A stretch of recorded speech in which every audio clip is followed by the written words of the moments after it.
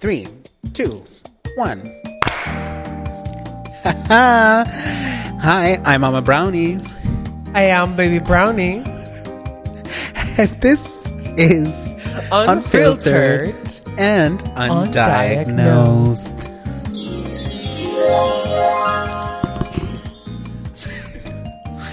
All right, so in case y'all haven't noticed, we are doing 2 podcast recordings in one day. So how did you feel about that podcast that we just did? No, how are you feeling about now that our first episode has aired? What are your feelings? What are your vibes? I feel like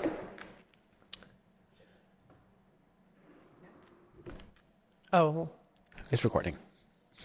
It's recording. Don't worry. okay. I feel like definitely we need to put more content out. But I'm excited. I am happy that we did this finally. Have you gotten any responses yet? Yeah.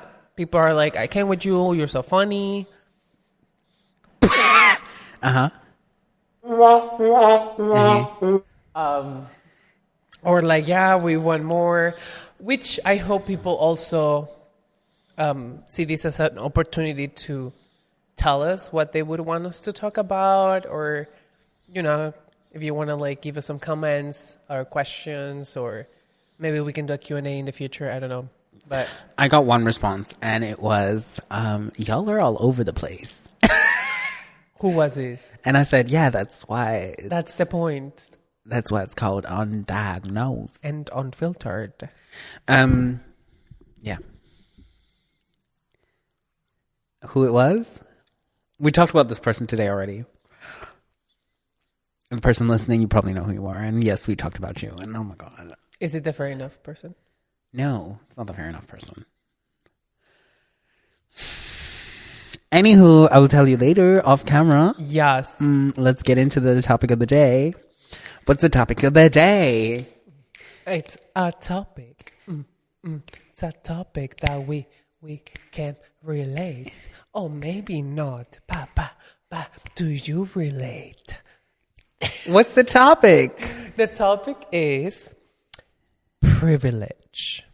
Think you're. Yes. Let's recognize our privileges at this moment, right? So I'm privileged because I'm unabled body. I'm light-skinned. Light-skinned. I'm of European documentation. I'm biliteral, which means that I can both speak and read in both languages. Wouldn't that just be bilingual? I actually, because I just watched a podcast where she said there's a difference between bilingual and biliteral, because bilingual sometimes means that you can just speak and comprehend in the language, but not read like a newspaper article in it and understand it like that. Yeah. Yes.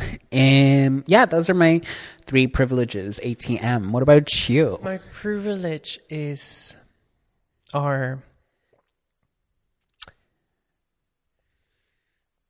that I don't know. Well, you're doing a master's, so it's obviously education. Education is a privilege. Yes, I have that privilege. Sadly, it is. Sadly. I am, I guess, also light-skinned, which would sometimes is the quota for many things. Jobs, whatever.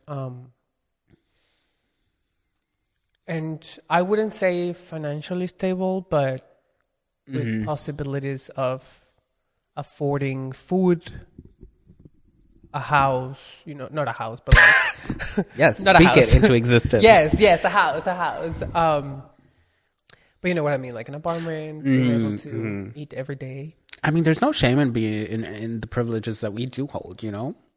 Yeah, but sometimes I feel like people forget. And we do take them for granted. And as well, like I was saying to you earlier, I feel guilty. Like I was making fun of you, but... Why were you making fun of me earlier? Well, because tell the girls the story. I watched your latest TikTok, and it was about you coming up the stairs, saying that you, like, it doesn't matter how fit you were, they always are so tiring. And then you had to put a disclaimer that said, disclaimer, I am blessed to be able to walk, which I understand where that comes from. But to me, it just felt like you were so guilty for literally existing. Mm-hmm. And I understand and I get that we have to recognize the minorities because we are part of many as well. But it was also like, until what degree that we have to have a disclaimer for everything, and also putting that into like, I feel sorry for the people that are not able to Go be upstairs. or do or but speaking generally, you know, like, which I also think like pity is a bad thing to feel. Mm-hmm. So I also don't want to put myself in the situation of having a privilege and then feeling pity for somebody that doesn't have that privilege. So when I saw your TikTok, I thought it was funny because I was like, this girl is like... I mean, I do love a disclaimer. I know, but you've been disclaimering everything you do in your life lately. I do not want to deal with accountability. Which I think it's fine to having to deal with it. But yeah, that's why I was making fun of you. Yeah. So, Feeling guilty of privileges. Definitely have that too. Yeah, which kind of also forced me to not sit in my privilege. Yeah. And I would love to take action more in many things. But I think it's also a process. But at the end of the day, the system that was built into place was not made for a lot of people. Yeah. Yeah. I mean, even, I don't know if you follow politics, especially in the US, a lot with the new presidency, but somebody said, who said it? That if you were not, pretty much you had to be rich and white so that you would benefit from the new presidency in the US. Obviously. Because otherwise. Obviously. They were also targeting celebrities that were black. And we're like, oh, how is that different? And then they were like, because they have money. But you know, the crazy thing is that system, like, we're watching a whole, well, it's kind of, wow, now I'm in a dilemma. Like, I was about to say, like, we're watching this whole country drowned. Mm-hmm. But there's so many countries that are and have been drowning, but now it's like the US of A, and oh my God, were always the main character. Exactly, the main Which character. Yes. But where am I going with this? Right, because Deutschland is following in those footsteps a little bit. That's this. Yeah. Yeah. You know what was also sad? What? Seeing all the progressiveness that countries or companies had made, but now because of this new presidency, they're like taking everything back. Mm-hmm. So, like, LGBTQ, you are fucked. Like, I was seeing all these companies that are retrieving. We are fucked. Sorry. Like, they are retrieving all these inclusive policies now in their companies, and I was like, how? Like, how are we gonna survive? Yeah. So yeah. And the US of A has also made like a lot of helping systems for other countries, especially concerning medications, and those are all shattering as well. So it's quite a global issue. Yeah. And wait, I didn't want to really talk about politics. Same. I brought it up. I'm sorry. It's all right. It's all right. I am sorry. That's what you get but for I guess being... it comes from like the privilege topic. Yeah. For sure. And like I said, there are conversations that must be had at some point. I mean, obviously, maybe not during a podcast. Or maybe yes. Yeah, we're like, not diagnosed. But yeah, privilege. But just because why I don't want to talk about politics, because I'm completely overwhelmed with it, but also like in Germany especially, we have this phenomenon of being an expert, and like if you're not an expert, don't fucking talk about it kind of vibes, because you just sound like a stupid idiot. And that's what with this podcast, I'm also fearful but of. I also kind of don't like this mentality, because Yeah. then you're hating on a person for not knowing, but then how am I going to learn if I don't talk about it? But it's like, why we should talk with someone who's like very informed about the topic. Oh, yeah, you know? of course, definitely. No, I was just like, saying, because, you have opinions, I have opinions. Yeah. Or like what we believe. But that doesn't necessarily exempt us from not talking about politics. Period. Because at the end of the day, politics also affect us mostly. Everyone, yes. Minorities and non-privileged people. So of course you want to talk about them because they affect you. Of course, I saw the other day, like it was something that you just liked privilege, but privileged people don't want to talk about it because it doesn't affect them. So, which brings me to this biliterate, sorry, that I said, because you were saying like bilingual, very similar. But we had an incident here at this office. Have you heard about it? No. Where? A few years ago, last year. No, this production. No. And the thing is that the incident that we had was with a German white person and a brown foreigner. So obviously here working at acclaimed international Disclaimer.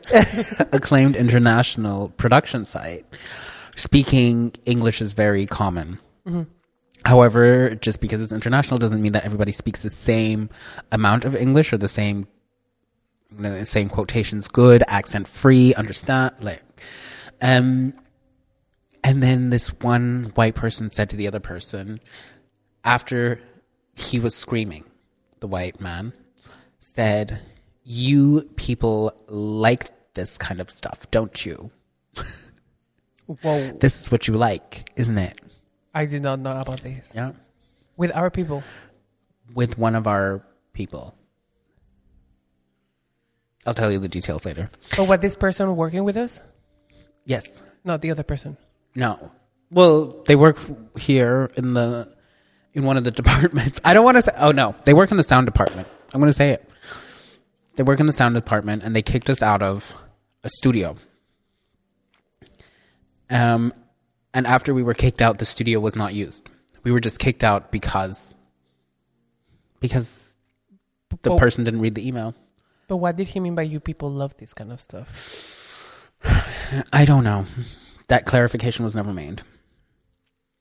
I think we should file a report. Yeah, and then because this should be a safe space for and then everyone. the white person said, like, please, not please, said, get out, shouted, get out of my office. And then our person decided to say, no, I'm not going to leave until you listen to what I have to say. And the room was full of other technicians, said nothing. As per usual. Yeah. I mean, I believe this is an institution to be safe for especially... Acclaimed, yeah. So I think we should speak with somebody about it. Not to cause a problem, but just to raise that awareness of, hey, we have this situation. Yes. And I'm thinking, like, okay, what if this person, if that happened to me, would it have happened to me because I speak German, like a German, like accent free? Or would it have still happened to me because I'm brown? I mean, it But does. We'll never know. All of these things had happened to me so many times because I don't fully speak German. Yeah. And whenever I try, like, people undermine me, minimize me. Yeah. Instead of like trying to give me the room for me to maybe improve the German. And that's why I have grew this kind of anxious when it comes to speaking German, because I can understand most of it. But when it comes to speaking, because I've had these experiences, it kind of brings me back. Yeah. And that's why, and people are like, oh, you should speak German. You should. I'm like, yes, I force myself, but you people are not giving me the room to do it. So it's kind of like, you're expecting us to fully speak your language perfectly, But I'm sorry, how many languages do you speak? Period. Like, how many countries have you lived in? Have you gotten out of your bubble? Have you gotten out of your environment? Have you gotten out of your privileged circle that you don't need to develop a defense survival skill in your life? Because that sounded like this person had not lived. I don't know. Yeah. But we should definitely bring this to whoever is in charge of this. Yeah. Yeah. I cannot agree more. Yeah. I'm so sorry to our person that went through this. Sorry for keeping you nameless. Yeah, we also don't want to bring the spotlight like that. Yeah, for sure. Your little top is slowly falling apart. Oh, no. We don't want to get monetized. Monetized? I want to get monetized. No, what is it called? Demonetized? Blocked. Taken down. Oh, yeah. Demonized. That's what they do to us now. Yes. Queers. Yes. We're the devils. The devils. Yeah, no, when you're on the internet and then they take it down. Okay. We just had a conversation about baby Jesus. Okay? No, I should laugh like a rich people. Like what? Rich people. Yes. But I love laughing like Oh my God. Speaking of privilege, we were today before we came here, we were like, oh, let's quickly get a coffee. And I know like in this area where we're filming right now, there is no good coffee. So we stopped by, I don't remember the name. Yeah, you do. No, the name of the location. The coffee place. Not the name of the coffee place, but the name of that street area. Winterhude. It's like Winterhude Eppendorf. I feel like it's in between Z. Mm-hmm. Anywho, it felt like we were in a foreign country. Norway? I said Denmark. Denmark, yeah, it's very on brand. Oh, potato is the same. It is the same potato. I was like, wow. As a brown, like as a, yeah, queer. Thank you. As we were... Sorry. Yes, first of all, everybody was dressed really posh, I guess. Brown tones, white, beige. The white people neutral palette. Same winter jackets. And then, yeah, we walked into Campus Suite. And I think we were the main attraction. I was like, Pasky, why are all these people staring? You think are your glasses? I was like, what the fuck is wrong with my glasses? And Pasky was like, what's wrong? Are they foggy? I was like, I don't know. You think it's your glasses that are staring? Do I have like a bean or cilantro in my teeth? Why are they staring? And then, you know. Facts. But it felt like But when I was in Denmark, it didn't feel like that. No, I was just kidding when I said Denmark. I love but it was it's very Scandic. Like Hamburg, I feel is very Scandic. Fashion. But also like the circles that we move in are very artistic. International. Like people diverse. just love themselves, who you are. We don't really hang out in places like Winterhude or Eppendorf. Yeah. So of course it felt like, these people exist. Speaking of existing, white friends. You got any? Oh, many. Really? White friends. Yeah. Yeah. I feel like the more I think of it, the less I think I have. I mean, I think because I'm still working for institutions, that's where I find all the white friends. Yeah. Because if I weren't, then my full circle would be of brown, diverse. Yeah. So I do. I mean, like, I wouldn't say like, although my best friend, Mexican, he's white. You know. Yeah. Colleagues. I wouldn't call them friends. I don't. I'm like. No, yeah, they're my friends.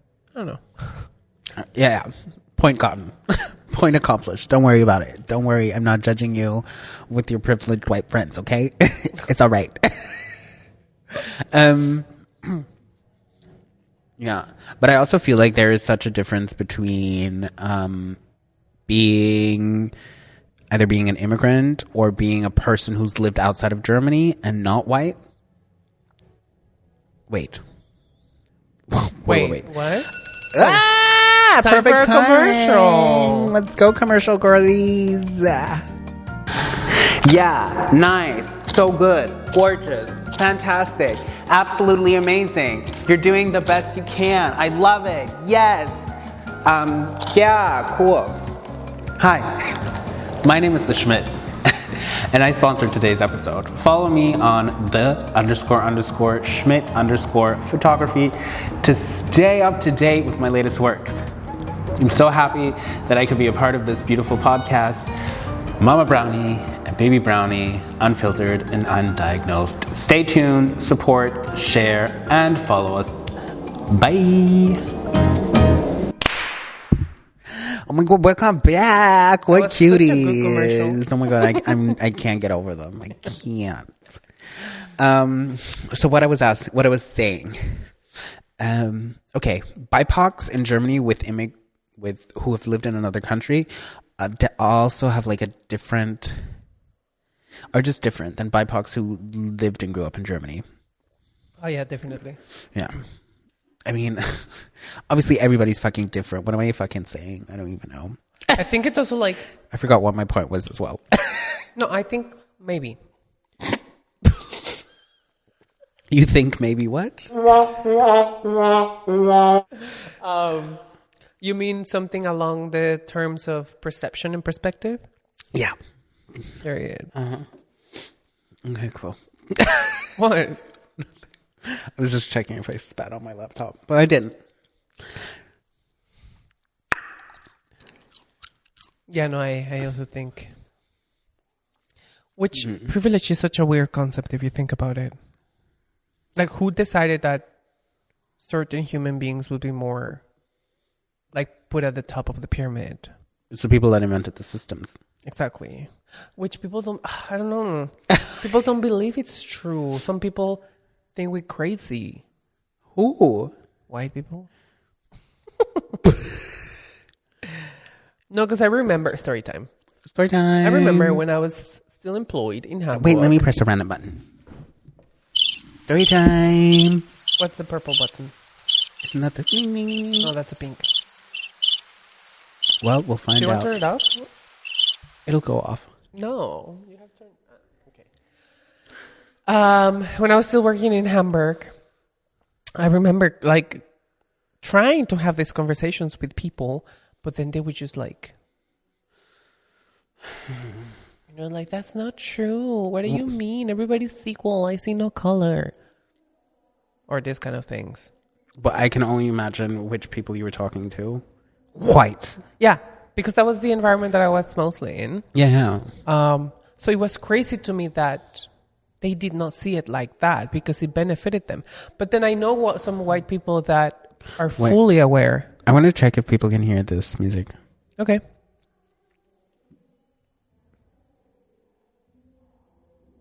No. Okay. Yeah. Yeah, like I know so many white people that are like my friends that they are so fully aware of these things. So I'm like, it's not that hard. Totally. I mean, even in being in a like biracial relationship, the awareness sometimes isn't even there. Yeah. I had this conversation with somebody. Okay. Like a few months ago. Uh-huh. Yeah. Damn, I forgot who it was. It doesn't matter, but what was the like this brown person was dating a white person, and because I was also dating a white person, they were like, oh, I hope you don't go through these struggles because it's the same, like it's very hard for a white person to date a brown person. And at the time I was like, I don't know, like, there has to be communication, blah, blah, blah. But yeah, it takes a certain level of awareness, like you say, to... Yeah. Like, oh my God, okay. When I was, like, 2-3 years ago, I was on, like, a panel talk or whatever. Uh-huh. And I don't know if the question was prepared or not, but I said in a study hall full of people, I said, like, it wasn't until I moved to Germany when I found out I was brown. Same. Yeah, and then when I was dating, I was also dating another immigrant recently. Not that recently, I don't know. From an island that speaks Spanish. And then, is it clicking? No. I was dating a person from a Spanish-speaking island in the Caribbean. Do I know about this person? Yes, oh my God. A black person from a Spanish-speaking island in the Caribbean who lives in Hamburg now. Yes. Yes? No, it's clicking. Okay. I am so sorry. I'm so sorry, Mama. It's all right. It's all right. Okay.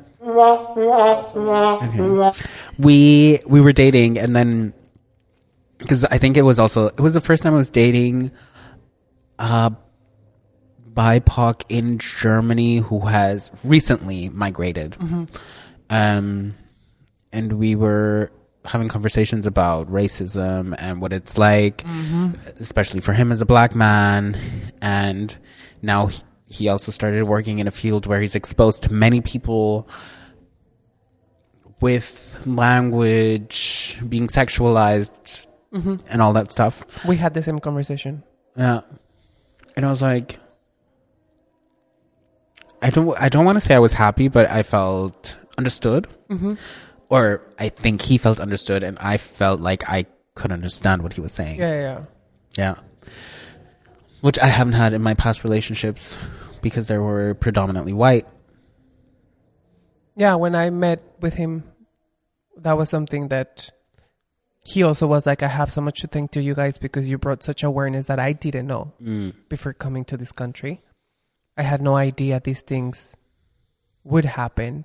And he even said, like, when I go back to my country, I experience this, like, racism or whatever, aggressions.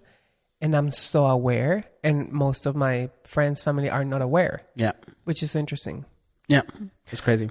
And like what you said, you only realized you were brown when you came to Germany. It happened exactly the same to me. I did not know. Not even in California, right? Not even in California when I was there in high school. Like, my skin color did not take part of what I was doing until I came to Germany. First year, clueless. Well, yeah, first year you were here, new country, new thing. Yeah, got into my first job.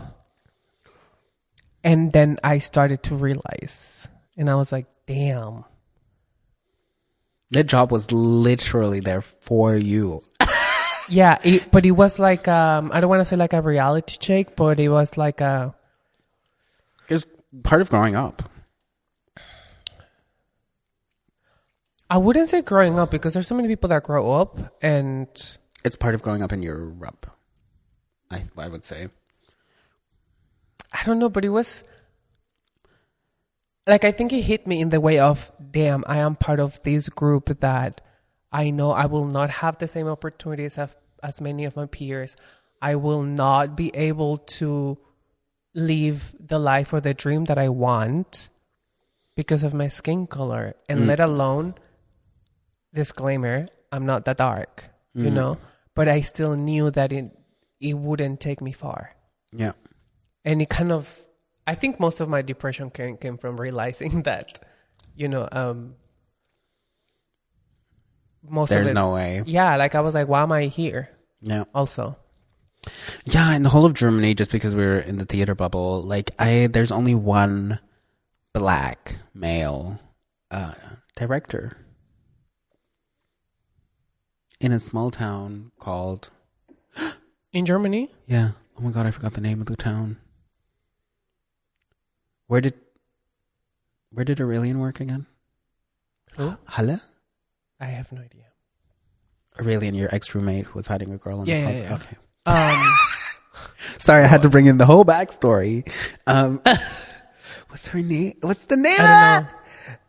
Yeah, Halle, but I don't know the director there. Yes, Halle. And close to Halle, there's another. Oh my God, I have to find this. But, I cannot quote this man. Gamal was interested before. Oh, when? When I was in the young company, junior company. Gamal? Yeah. You know Gamal? No, I don't know Gamal. Ex-Hamburg ballet dancer. Brown? Black. He created Othello. Oh. He was the director in Dresden. Right. No, I didn't know I this mean, at the time. not anymore. Mm-hmm.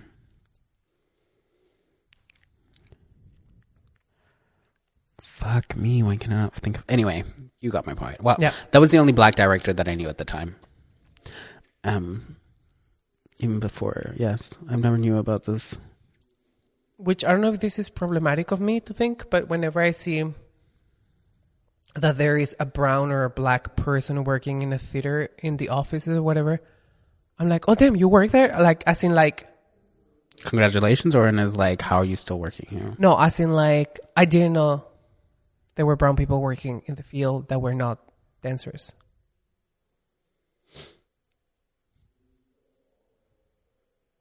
Because all the institutions have been... Sorry, I had nothing to say to that. No, that's why I said, like, I don't know if it's problematic of me to think like that, because I never saw it. Like, why are you working for a field that doesn't cater to you? Yeah, so I was like, okay. Yeah. But then I also understood why they were doing it. Mm-hmm. Because if and then it's something maybe that I'm trying maybe to do. If I want to see the change I have to do it within it and not from the outside. Because... Girl, outside be a trouble, too. True, I get that. Yeah. Privilege. Such a weird, constructive concept. Yeah. Disclaimer. Disclaimer, we know we're blessed. Blessed and highly favored. Because there was this you remember this trend when it was really into give brown people money? I was never part of this trend. Nobody gave me money. Yeah. Well, for us, it was last season when we got a lot of, not a lot, but we got a lot of like funding opportunities. But also given the fact that, you know, we did apply to like 1,000 things and we got a little bit. And then this season coming up, we have absolutely no funding so far from this one place. So if you're here listening or watching and you want to sponsor us in any type of way, such as marketing, yeah, actually that's the only thing you can offer because what else? Obviously money as well. Marketing, money, and costumes. Oh yeah, we do love fashion. Production, like anything. Assisting. Although I don't know if I could do this podcast with someone sitting next to the camera watching us. Yeah, why not? Do you think you could? Yes. Don't you love our live audience? That is so true. Thank you. Yeah. Yeah. Yes. So we're open. OTA. We're open to all. Yes. Oh, my top just fell off. I hope we're open to all, and we don't get demonized, as you said, for all of this nudity you're offering us here. I'm okay being demonized. You're okay being what? Demonized. Talking from experience, are we? Let's be the villain of someone else's story. Period. Fair enough. Tell me! Yeah, what else do you have to say about privilege? What is the one privilege that you hate to have? What? A privilege that I hate that I have? How can you hate having a privilege? Or feeling guilty? Oh, what privilege do I feel guilty about? I don't know if I would say guilty. No. Like, just because I'm surrounded by foreigners and I speak the language of this country. Mm-hmm. But I don't really feel guilty about it. I just know that's a privilege that I have. Do you act upon it? Yeah, you do. Yeah, I'm going to use that shit to my... Shout out to Mama for helping me translate documents from the government. I'm like, yeah. I'm like, what do I do here? Where do I sign? What do I need? Where's the pen? Yeah. Do you have a privilege you feel? Wait, let me rephrase that question. Question? Mm-hmm. What is a privilege? Okay, no, that you haven't recognized that you have. How would I know if I have that privilege if I haven't recognized it? That you recognize now. Oh. Like you said, coming here, you didn't recognize it. You found out how brown you were when you moved here, you know, like... Okay, disclaimer on that. I think realizing that then I was brown and then using it for my advantage. Yes. Or like, because since I came here to Germany, my whole time in the school, my whole, in the school and in the companies, they always refer to me as exotic. Exotic. And I hated it. Koan. Because I don't know what it triggered in me, but I really did not like it. And people were like, it's a good thing. I'm like, first of all, I'm not asking you for compliments. Nobody asked. Second of all, I didn't like it. And then when we went with the company to LA on tour, I met up with my high school teachers. They came to watch performance and we had dinner, and that was an eye-opener. What happened? For me. We were having dinner and they were like, yeah, you're doing so well in the company. Like you're having opportunities and I see you like you stand out in the crew and blah, blah, blah. And he said, yes, because, you know, Europeans love you that you're so exotic. And I was like, everybody knew it but me. Oh, you didn't know you were exotic? Yet. Everybody knew since, I guess, the first day I started dancing. Yes, like your teachers actually know They what knew role it, you're going to yes. fulfill, but they never tell you. And I never knew. So I grew up. I had this dream, blah, blah, blah. One of my biggest dreams was to able to portray Romeo. But they all knew that you would never be Romeo. But you they would knew be that I will Marcuzio. never play Romeo. I would maybe be... part of the Schauspieltruppe. Exactly. You would be... palm tree number 34. In Romeo and Juliet. Okay. But you know what I mean? Yes, and then yes. when he said this to me at the dinner, it was such an eye-opener. And Were you mad at him? I was disappointed that he said it to me. I wasn't mad because it was a reality.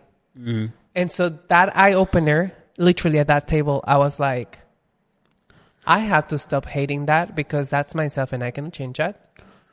So I need to use it to my advantage.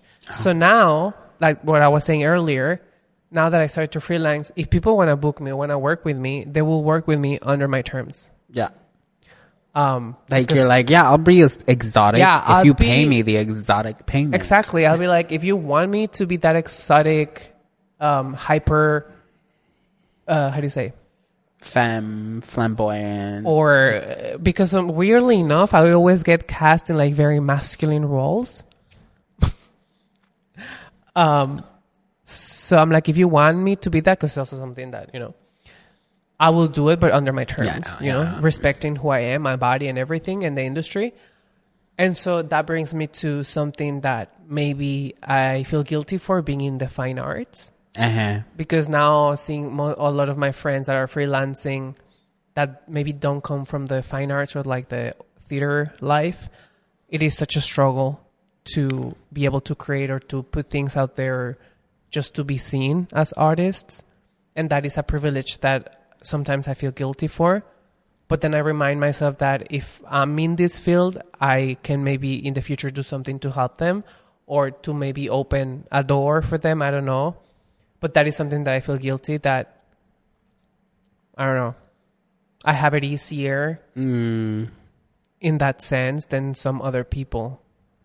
Well, girl, you better open that fucking door. And I am trying, but it's not easy. Like no. Because these months that I'm trying to create things and stuff, I've been knocking on doors. And some doors open, or maybe a window, like we said in another episode. But sometimes these doors don't open and I don't get frustrated, but then I know this is not an opportunity for us. Yeah. Like this has to stay closed. This door is locked. And actually this closed door is a blessing. Yeah. And I need to go on into my next chapter because the way I have, and I need to do things that maybe I don't know yet. Yeah. It's in another way, in another form. So then I stop knocking on this door. Yeah. And that reminds me that if this door opens, not to it's go not in. for me to go in it. Okay, I get it. It's like, let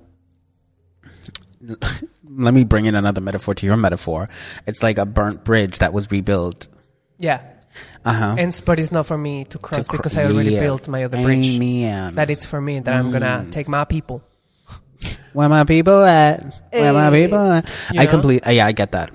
Because sometimes I've had so many times where I knock on doors and they're like, no, this is not what we need, what we look for. And then they come looking. And then you're like, sorry. And I'm like, sorry, but I'm not available. Because they want this exotiness now they want to benefit from. Yeah. And I'm like, it's not open anymore. Yeah. So that's why I'm trying to use that privilege and be like, okay, this were the these were the people that also trusted our work. So yes, that's a go. So yeah. Damn. That was very deep. Yeah, it was Gorgina. Gorgina. Who says that? Nobody says that? Okay, good. Yeah. But I think it's also a great way to wrap up our episode, you know? Okay. Can you wrap that up in a little cute phrase? About privilege? No, like everything you said. Don't trust a door that was once locked or something. Actually, trust your instincts. And actually, don't trust everyone. No, it sounds horrible. It sounds so bad. It sounds so bad. But and I find it sad that I'm realizing that is true. And that's why I keep telling like my closest people, and it's like 1, 2, 3, you know, count it. Because you believed in me from when I was nothing and I'm trying to build myself up. I'm taking you with me. Like, if I ever get to the point in my life where I'm successful in everything, taking you. More successful. Yeah, manifesting. I'm taking you and these people that were along the ride. And other people that, finally they did some. Because also, whenever people ask me what I'm up to, and I tell them they're surprised that I'm achieving these things. Oh my God, and I'm like, can't. The fact that you doubted me and doubted my talent and my capability to achieve these things just says so much. But not about me, but about you. Period. And because that is a reflection of your capabilities, that maybe you didn't think that you could do them, so you're placing them on me. Okay. Because these people like are surprised that, you know, I'm doing projects and whatever, and they're like, oh, wow, really? And I'm like, yeah, that you doubted me? Well, you know. So never trust everybody, because I'm a person that I trust everyone. So I needed to learn to kind of. Girl, you're not making this into a short sentence. No. I'm sorry. I was giving you the wrap up. Oh, the wrap up of it up. Yeah. But I mean, you were doing your thing. I didn't want to interrupt you. No, it's fine. But yeah, as in like wrap it up. Wrap it up. Even if people think you're crazy in your dreams, go for them. And if your dreams are not big enough and they don't scare you enough, then they're not big enough. Wow, just another size reference from the Size Queen. Yeah, if your dreams are not big enough. And big. No, if they're not scaring you enough. If they don't scare you enough, they're not big enough. So you need to always dream bigger. Be the good Delulu.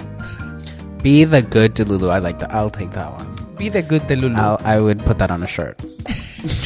I love that. Be the good Delulu. You need to pay me for the rights. Then, for being the good Delulu, I am Mama Schmidt. And I am Baby Brownie. And you were listening to Unfiltered and Undiagnosed. Be the Delulu. The good Delulu. That you want to see.